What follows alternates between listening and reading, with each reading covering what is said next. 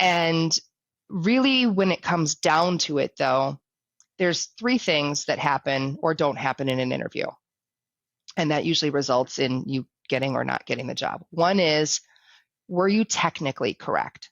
And the third piece is simply skill and experience. And so sometimes you have done everything technically and presentation wise that you could do as perfectly as possible.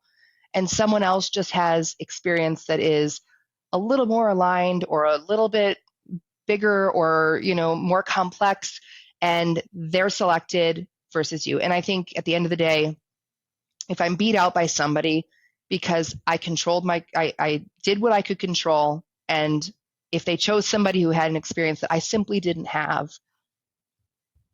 I can look at that and say, look, I could go spend time building that experience and closing that gap, but that's a pretty valid reason to lose out to someone else. But if it's your presentation or if it's your technical responses, those are things you can fix. And so that's typically what I spend time is the strategy. What are they asking? Why are they asking you this? How are you answering it?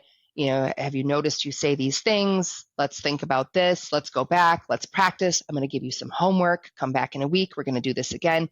That's how I prep with somebody when we do interviews. So we do the reps in a safe space together so we can work out all the bugs.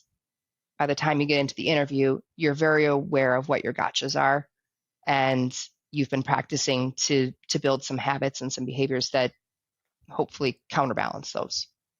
Gotcha.